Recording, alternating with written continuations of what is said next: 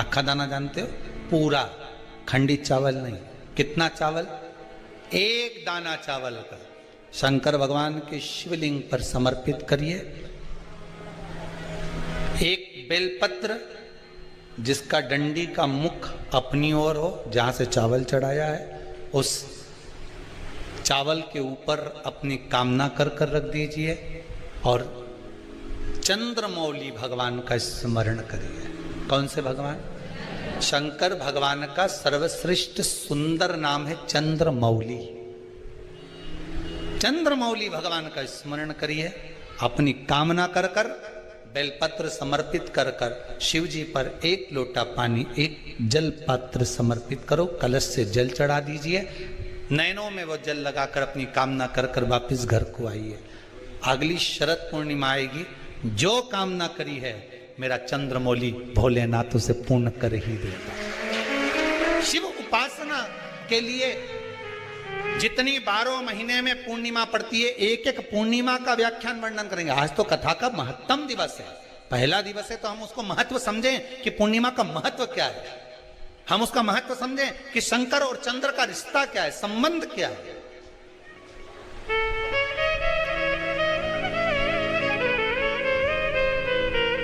भगवान ने जितनी पूर्णिमा बनाई है, जितने नक्षत्र बनाए, जितनी घड़ी बनाई, जितना पल बनाया, जितना समय बनाया, ये शंकर भगवान ने जो बनाया ये गलत नहीं बनाया, श्रेष्ठता के लिए बनाया, जग के उद्धार के लिए, संसार के उद्धार के लिए बनाया। अब उसका प्रयोग आप करें ना करें ये आपके ऊपर है।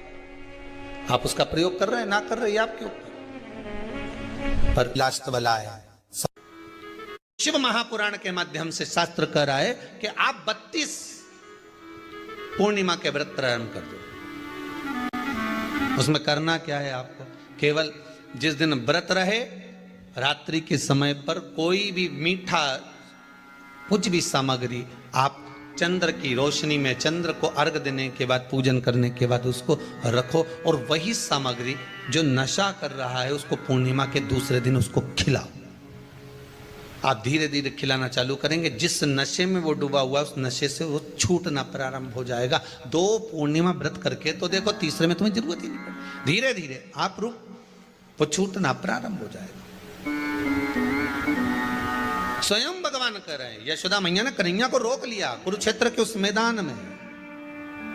शाम को प्रदोष काल के समय 4:30 बजे से 6 बजे के बीच में 1 लोटा पानी, उसमें 5 बेलपत्र रखकर, 1 कमल गट्टा डालकर भगवान चंद्रेश्वर महादेव के नाम से भगवान शंकर को चढ़ा दीजिए। आपकी जो कामना हो वो कामना कर कर चढ़ाएं, विनती करें चंद्रेश्वर महादेव को और निवेदन करें कि हमारा ये कार्य सफल हो। केवल पूर्णिमा के दिन चढ़ाइए। पूर्णिमा के नारियों को, स्त्रियों को अखंड सौभाग्य के लिए, जो नारी वैधव्य नहीं होना चाहती है उस नारी को पूर्णिमा के कितने व्रत करना चाहिए। जिस नारी के यहाँ संतान नहीं हो, औलाद नहीं हो, उसको पूर्णिमा के कितने व्रत करना चाहिए। जिस नारी का पुत्र, पति बहुत बीमारी से ग्रसित हो, लग रहा हो कि ये मेरा बेटा बहुत बड़ी बीमारी में घिरा हुआ है, तो नारी को कितने व्रत करना चाहिए। स्वयं भगवान कृष्ण ने माता यशोदा को द्वापर में भी बताया है कि पूर्णिमा के 32 व्रत होते हैं। कितने व्रत होते हैं? 32।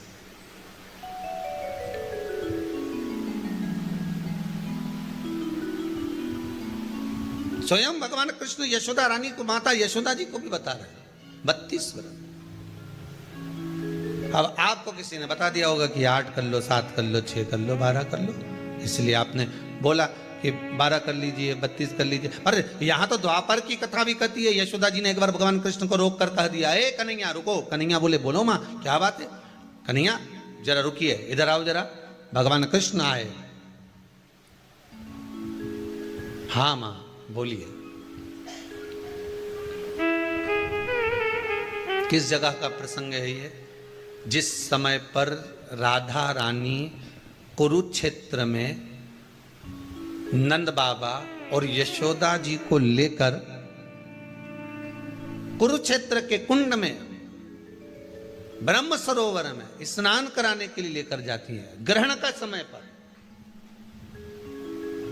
और जब भगवान कृष्ण उस कुरुक्षेत्र के उस सरोवर में स्नान करने आते हैं, तब यशोदा जी ने अपने लाला से प्रश्न किया है, पूछा है,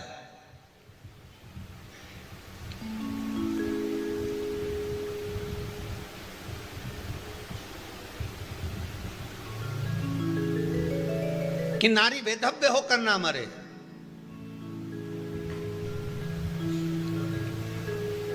उसका पति कोई रोग से ग्रसित ना हो, उसका पुत्र किसी रोग में ना पड़े।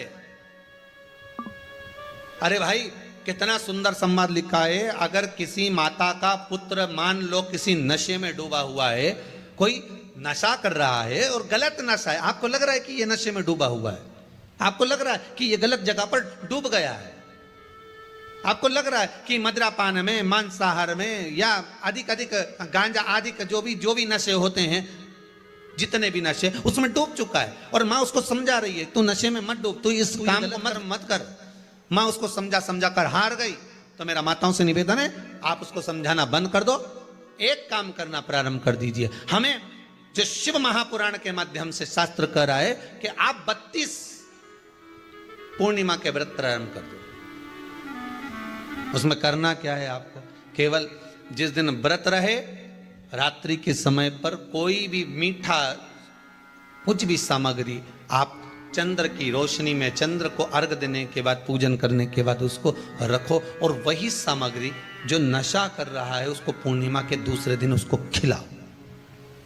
आप धीरे धीरे खिलाना चालू करेंगे, जिस नशे में वो डूबा हुआ उस नशे से वो छूटना प्रारंभ हो जाएगा। 2 पूर्णिमा व्रत करके तो देखो, तीसरे में तुम्हें जरूरत ही नहीं पड़ेगी। धीरे धीरे आप वो छूटना प्रारंभ हो जाएगा। स्वयं भगवान कह रहे हैं, यशोदा मैया ने कन्हैया को रोक लिया कुरुक्षेत्र के उस मैदान में, और भगवान कृष्ण का दर्शन माता यशोदा जी करी। बहुत दिनों के बाद माँ को, आज माता यशोदा को लाला का दर्शन हुआ, बहुत समय के बाद। जान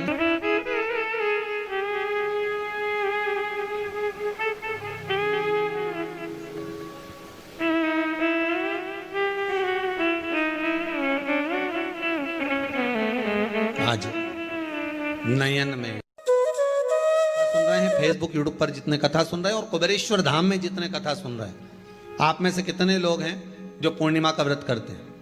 जो माताएं करती हो जरा हाथ उठाइए। पूर्णिमा का व्रत जो करती है, करते हो ना आप लोग? रखिए हाथ। अब पूर्णिमा के व्रत में आपने कई बार किताब पढ़ी होगी पूर्णिमा की, या आपने व्रत किया होगा, या पूर्णिमा का व्रत आप धारण करे होगे, तो उसमें पूजन कौन से भगवान की होती है? पूर्णिमा के व्रत में किस भगवान की पूजन होती है? तो कहा पूर्णिमा के व्रत में केले के खंभ लगाकर पूर्णिमा का जो अध्यापन होता है, पूर्णिमा की जो पूजन होती है, उस पूजन में शंकर और पार्वती की पूजन की जाती है, शिव और नारायण की पूजन करी जाती है, शंकर और पार्वती का स्मरण किया जाता है। किसकी पूजन होती है? शिव पार्वती।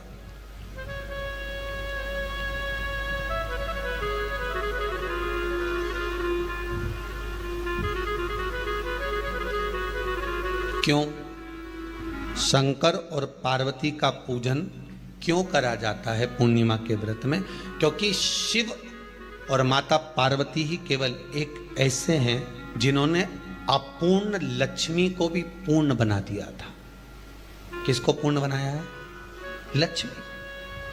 शरद पूर्णिमा के दिन अगर आप शंकर भगवान को एक लोटा पानी अगर शिव को समर्पित कर रहे हो, श्वेत पुष्प को रखकर शंकर जी के ऊपर सफेद फूल को चढ़ाकर अगर एक लोटा जल भी, एक पात्र जल भी शंकर को समर्पित कर रहे हो, तो ये लक्ष्मी के लिए ही तो कर रहे हो। और कौन सी लक्ष्मी? पूर्ण लक्ष्मी। पूर्ण लक्ष्मी। आपको पहले भी कथा में कहा, एक बार भगवान विष्णु के सामने लक्ष्मी मैया ने बहुत तेज स्वर में कह दिया था, नारायण, दुनिया के लोग आपका नाम जपते हैं, दुनिया के लोग नारायण नारायण कहते हैं, दुनिया के लोग आपका भजन करते हैं, पर सत्य मायने में कहूं ना तो मेरे बिना दुनिया के लोगों की नहीं चल सकती, मेरे बिना दुनिया नहीं चल सकती। संसार मेरे बिना नहीं चल सकता। भगवान विष्णु ने कहा ये तो गलत है लक्ष्मी आपका कहना। एक दिन लक्ष्मी को अहंकार आ गया, अहंकार के संबोधन जब माता लक्ष्मी करने लगी तो भगवान उसी समय पर भगवान विष्णु को क्रोध आ गया और भगवान विष्णु ने कह दिया लक्ष्मी तू इतनी बड़ी बड़ी बात कहती है कि तेरे बिना नहीं रह सकती संसार। मैं तुझे कहता हूं लक्ष्मी तू अपूर्ण है, तू अपूर्ण है, तू पूर्ण कब हो गई?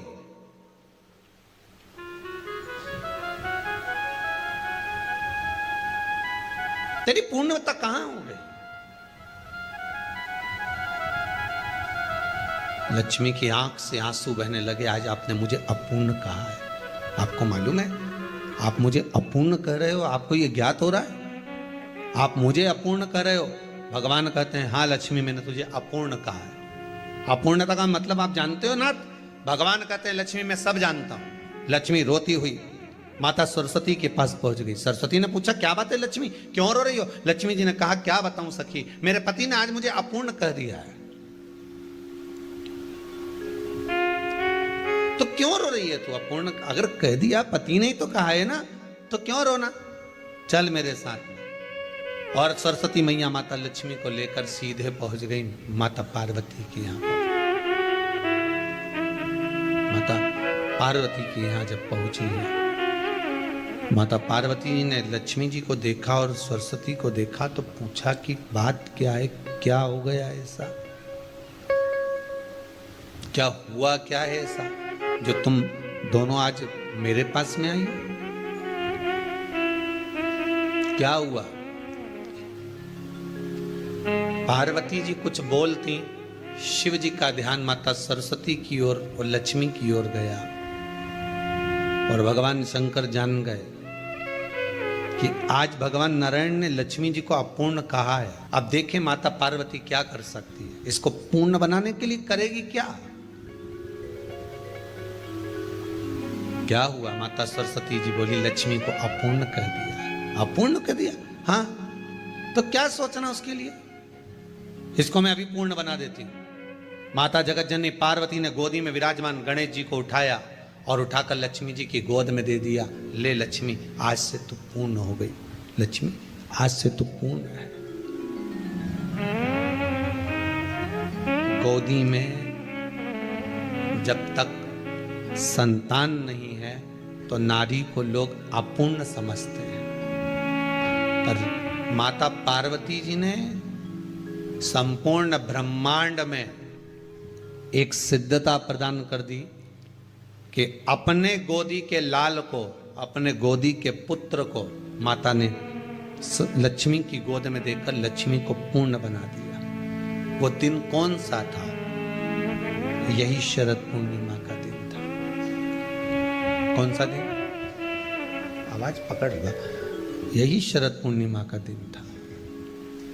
शरद पूर्णिमा का दिन लक्ष्मी को पूर्ण करने का दिन, पूर्ण करने का। केवल अमृत ही नहीं बरसता, शरद पूर्णिमा के दिन लक्ष्मी भी बरसती है। लक्ष्मी पूर्णिमा के कितने व्रत होते हैं? बोलते जाओ जरा, जल्दी जल्दी बोलो।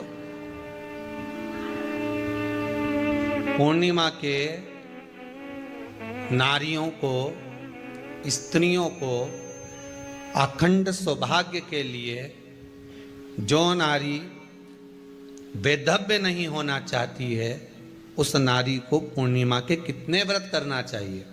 जिस नारी के यहाँ संतान नहीं हो, औलाद नहीं हो, उसको पूर्णिमा के कितने व्रत